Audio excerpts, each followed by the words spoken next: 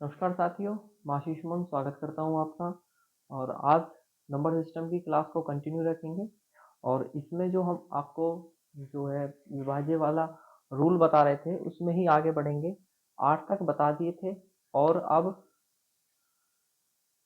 9 9 से शुरुआत करते हैं।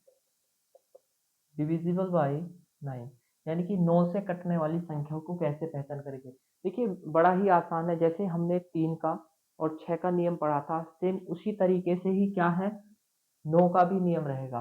देखिए 3 का क्या नियम था, डिविजिबल बाय 3, 3 से कटने वाली संख्याओं का क्या नियम था, यही नियम था कि अंकों का योग किससे कटना चाहिए, 9 से कटना चाहिए। जैसे कि ये लिखा हुआ है, क्या यह संख्या 3 से कटेगी, तो 5 3 8 और 1 9 हुआ। यानी कि जो इससे डिवाइड होती है तो 3 से 9 तो 3 ही बार डिवाइड होगा। ऐसे ही हम क्या करेंगे, सम करेंगे, किसका सम करेंगे, सम ऑफ डिजिट यानी कि अंकों का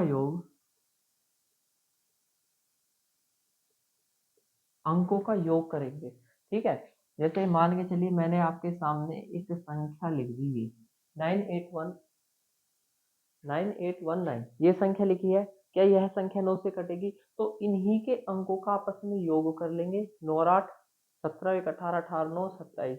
क्या 27 9 से कटता है, जी हाँ बिल्कुल कटता है, यानी कि यही होगा। जैसे 96 है, क्या 96 9 से कटेगा, 9 और 6 15 आपस में जोड़ेंगे। क्या 15 9 से कटता है, नहीं कटता, तो 96 भी नहीं कटेगा। ठीक है, यानी कि इसमें भी क्या करेंगे, अंकों का योग 9 से विभाजित होना चाहिए। अंकों का योग 9 से विभाजित होना चाहिए, विभाजित होना चाहिए। अंकों का योग 9 से विभाजित होना चाहिए। ठीक है, 10 का बता दिया था। अब चलते हैं 11 की तरफ। अब चलते हैं 11। 11 से कटने वाली संख्याएं कौन सी होती हैं। देखिए 11 का बड़ा ही है, कोई भी एक अंक लिख लीजिए। अब अपनी तरफ से कोई भी एक अंक लिख लीजिए। ये अंक लिखा ना, इसमें इवन देखेंगे ना और देखेंगे। ठीक है, और इसमें क्या करेंगे, देखिए जैसे एक संख्या लिखी गई है 59428, तो इनके जो है सम और विषम स्थानों को अलग अलग जोड़ेंगे। कैसे जोड़ेंगे, जैसे ये 1, ये 2, ये 3, ये 4, ये 5, यानी कि 5 अंकों की संख्या है। जो इसके सम स्थान है, सम स्थान कौन से, 2 और 4, ये इसके कैसे स्थान है, सम, इनको अलग जोड़ेंगे। तो सम स्थान क्या हुए इनके, 9 और 2, 9 और 2 11 हुए। अब जो इसके विषम स्थान है, विषम स्थान क्या बचा, 1 3 और 5, ये तो विषम स्थान हुए। 8 4 12, 12 और 5 17, यानी कि इन दोनों का क्या करेंगे, अंतर करेंगे।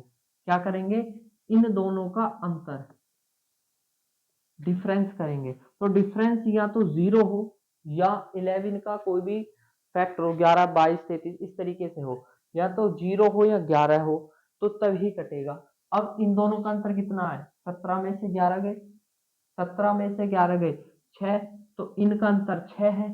तो यह संख्या 11 से बिल्कुल नहीं कटेगी। एक बार और समझ लेना, जैसे कोई एक अंक लिखा है, ये मान के चलिए ये एक संख्या लिखी है 1 2 3 4 5 6 7, 7 अंकों की संख्या आपके सामने। इसका सम स्थान लो, इसके सम स्थान कौन से हो गए, जैसे ये हो गया 2 4 ये, यानी कि एक छोड़कर एक भी कह सकते हैं। और इसका विषम ले लो, इसके विषम ले लो, तो इनको जोड़ो, 4 और 1 5 और 5 10, 9, 9 से 0 9 ही रहेगा, 9 और 5 14, 14 और 3 17, यानी कि एक आया 10, यानी कि ये सम अंकों का योग, ये विषम अंकों का योग, एक 10 और एक 17, अंतर कितना हुआ 7। क्या 7 मैंने बताया, नहीं, अंतर कितना होना चाहिए, अंतर 0 और 11 होना चाहिए, तभी तो ये संख्या 11 से कटेगी। समझ रहे हैं ना, हाँ जी। जैसे अब मान के चलिएगा कि एक संख्या होती है 110, एक संख्या है आपके सामने 110, इनको देखिए जोड़ लो आपस में, तो 1 और 0 1, ये बचा 1, 1 में से गया 0, यानी कि यह संख्या कटेगी। और कोई बड़ा अंक ले लो एक बार। जैसे एक मान के चलिए आपने कोई बड़ा अंक लिया,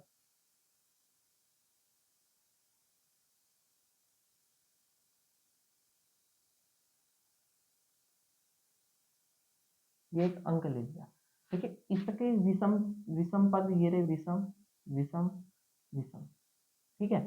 ये इसके सम हो गए, इनको आपस में जोड़ो, 9 और 7 16, 16 और 5 21, 21 और 5 26, 26 और 9 26 और 9 35, 26 9 35, ये विषम। अब इसके सम जोड़ो, 2 और 3 5, 5 और 1 6, 6 और 6 12, 35 से 12 गए 23।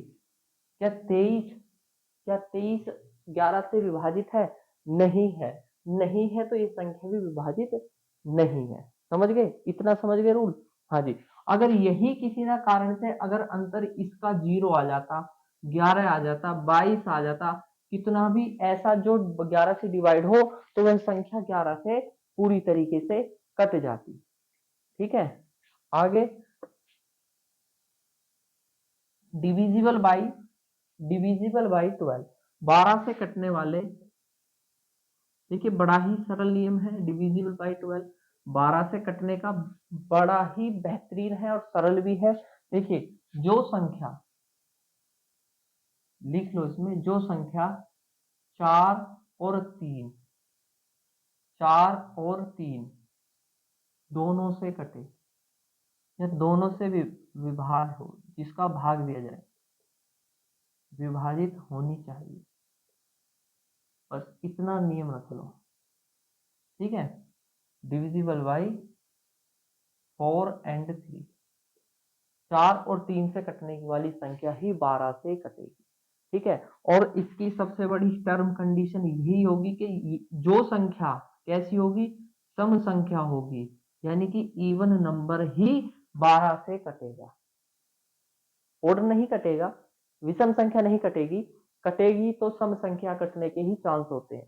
ठीक है, ऐसा नहीं है कि ये लो 8 8 सम संख्या आज कट जाएगी, नहीं, मैं ऐसा नहीं कह रहा कि सारी सम संख्या कटेगी, मैं कह रहा हूं कि जो सम संख्या होगी, जैसे 48 है, 48 कैसी एक सम संख्या है, हाँ जी चांस है कटने के, तो उसके लिए क्या देखेंगे, 4 का नियम देखेंगे और 3 का नियम देखेंगे। 3 का नियम क्या है, अंकों का योग है। 4 का नियम क्या है, लास्ट की 2 डिजिट, किसी भी संख्या की अंतिम 2 अंक किससे कटने चाहिए, 4 से कटने चाहिए, तो संख्या वो 4 से भी कटेगी। एक बार इधर लिख देते हैं कोई संख्या, ये लो जी,